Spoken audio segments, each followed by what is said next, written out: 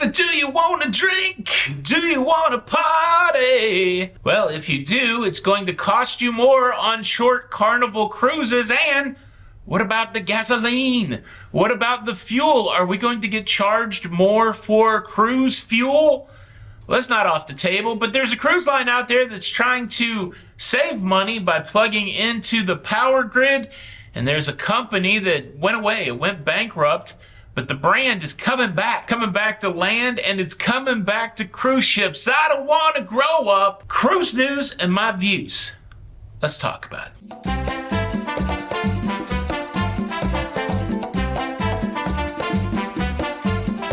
Well, this is certainly annoying and embarrassing. I am editing today's show, and I realize something's wrong with my microphone. I think I have it fixed now, but I'm on such a time crunch today that I can't re-record the whole show. Plus, I do it off the top of my head, and there's some impromptu solid gold in there, I think. And so apologies for the distant sounding audio. It'll be better tomorrow. I'm asking for grace. But yeah, here's the Cruise News Show. Hey, what's up, everybody? Welcome to Lido, Loca.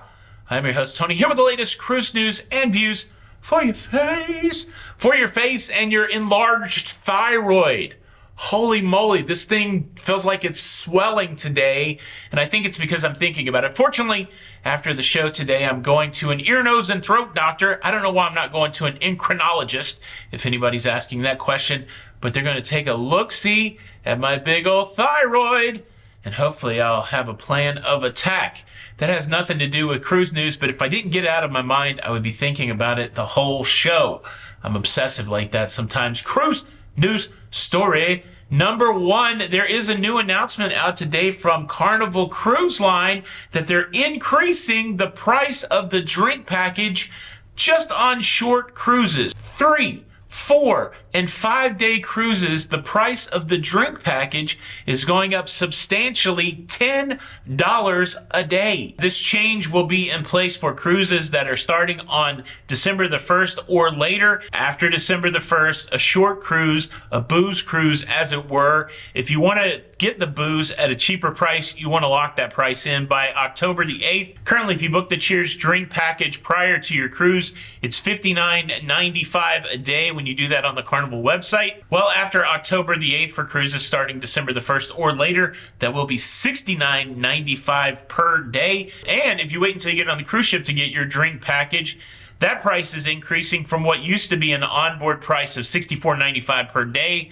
to $74.95 per day. But hey, it's only for short cruises. So there you go. If you're a short cruiser, 3, 4, 5-day cruiser, you like to just get away and you like to get your drink on for a few days, well, it's going to cost you $10 more a day, $30 more for the 3-day cruise, $40 more for the 4-day cruise, $50 more for the 5-day cruise. And yes, I know my multiplication tables. How about that? Yeah, it's, I'm sure everybody's cool with it, right? Every time I talk about price, I get the lecture that, don't you know everything's expensive, everything's going up. Yeah, so why not? Just jack the prices up on everything. It's fine. But yeah, are you a short cruiser on Carnival? Will this hit you in the wallet? Leave a comment below. And heck, let's just stay in that vein. In a recent conversation with Josh Weinstein, who is the president and CEO and the chief climate officer for Carnival Corporation, somebody asked him, hey, what with the fuel prices going up, what about the fuel surcharge? Would you guys consider imposing a fuel surcharge to offset the increase of fuel costs for your cruise ships? And he's like, yeah, we do that. I mean, it's not off the table. We don't have a plan to do it, but it's not off the table. We would do that. And so, yeah, there you go. Look, it's the world that we live in. Everything costs more. Let's all just quit talking about it, okay? Okay, can we just quit being babies and not worry about what's happening to us as consumers? It's all good. Just calm down out there, everybody. Cruise news story number 3. I'm excited. I don't want to grow up. I'm a Toys R Us kid. Toys R Us, what a staple for toy stores for myself when I was an adolescent and a teenager and an adult. Sadly, they went bankrupt a few years ago and they went away. They survived in Canada. Canada's unique like that. Canada had the best superhero team, Alpha Flight. Any Guardian fans out there? But yeah, you could have gone back in the 80s and probably got a Guardian, action figure at Toys R Us. Certainly could get some Lego at Toys R Us. Well, good news is abound. Toys R Us is coming back. There's going to be brick and mortar stores reestablished on land, so you'll be able to go knock around in the toy store. It's a little more weird as an adult. Make sure you drag one of your grandkids or something, with you. But yeah, you can go knock around in a toy store. And they're going to put Toys R Us branded toy stores on cruise ships. Now, the cruise ships have not been revealed yet, but that's part of the Toys R Us master plan, is to put toy stores on cruise ships and sell cruise-related toys to the little babies and to the adults that still buy toys. It's exciting. It's early days. Who knows what the actual implementation of this plan will look like? But yeah, it's a brand that I like, and I'm glad that it's coming back. I don't want to grow up. I'm a Toys R Us kid. Their prices are a little high. I think Amazon kind of crushed them a little bit. And then, did you know that Walmart would do this thing called a loss leader? I'm sure. Here's a personal story. One time I needed extra money and I took a job at Walmart and I didn't really plan it out well. And my very first day was Black Friday and I worked in the toy department. And if I took one bicycle off of the tall rack that day, I took 50. Let's just say I found out quickly that Walmart was not for me. It's a tough work, especially on Black Friday. But oh yeah, back to what I was saying. During the time that I worked for Walmart, it was pretty well known that they were selling their toys at a loss so that they could crush like Toys R Us and that they could compete. This is right in the early days of Amazon, and eventually Amazon, of course, comes and crushes. But yeah, loss leader. Loss leader. I believe that's the financial term or the business term. I don't know. Yeah, I'm excited. Can you tell I'm excited? Toys R Us is coming back. Back in the saddle again. Shout out Ludacris. All right, what else do I have? I know I have other stories. Yes, I do have another story. This one's exciting. Holland America Line, I looked it up yesterday. They have 11 cruise ships, and the word is out that all 11 of those cruise ships are now able to connect to shore power.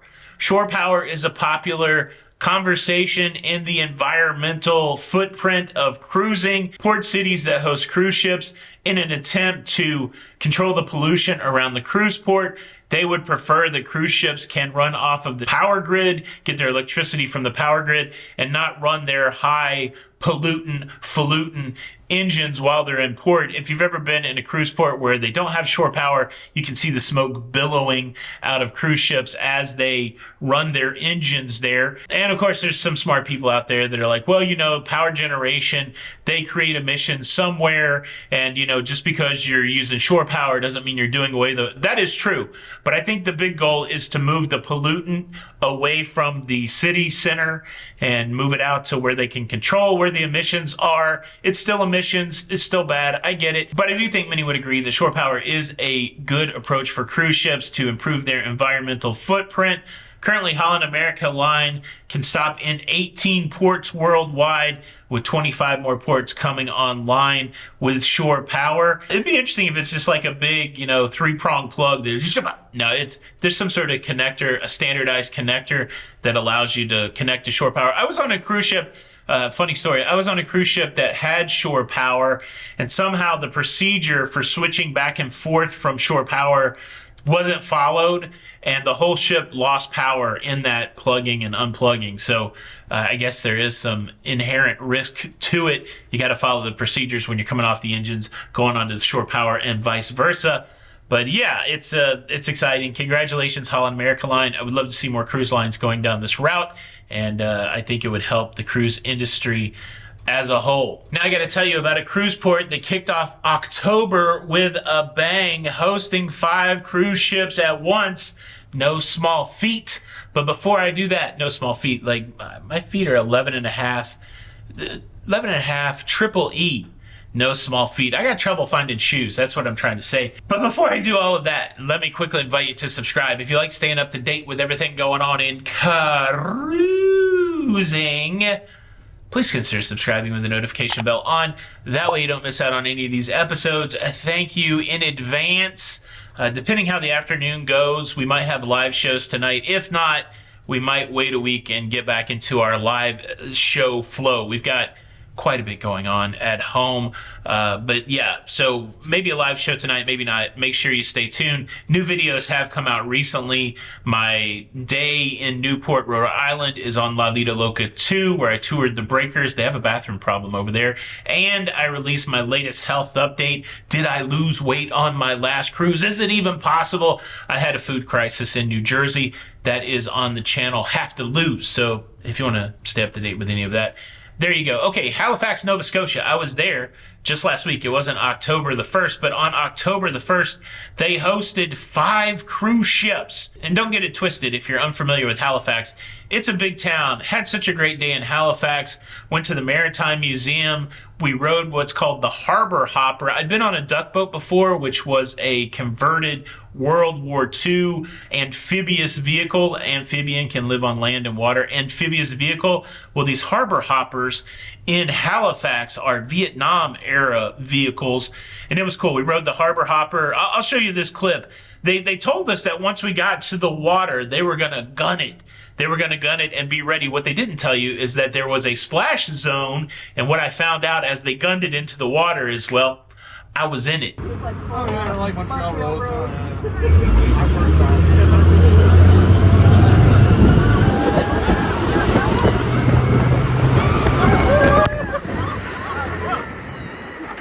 A great time in Halifax. I saw some really interesting Titanic artifacts.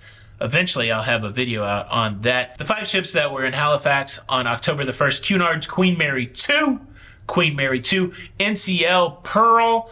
We also had the Crystal Serenity, the newly revitalized Crystal Serenity. We had Pearl Sea Cruises luxury ship, the Pearl Mist. And then rounding out the 5, the World. The World cruise ship. Do you know about the World? This is a residential cruise ship where you can like buy a condo and live year-round as you travel the world. And look, I probably hyped it up too much because when you add all the passengers together, about 6,400 passengers, which is about one Oasis class cruise ship. But yeah, 5 cruise ships, 6,400 passengers descending into Halifax, Nova Scotia. A big day for them, a big day for the port workers there. Boom, that's your cruise news. I got to get out of here. I got to get ready to do my thing. Thank you so much for checking out the show. Please hit the like button on the way out. This is Tony for Lido Loca. And many of you yesterday, of course, yesterday wasn't a cruise news show. It was just a conversation. Many of you bemoaned the absence of the closing jingle. So here you go. Cruise. I'll just let recorded Tony sing it. Cruise.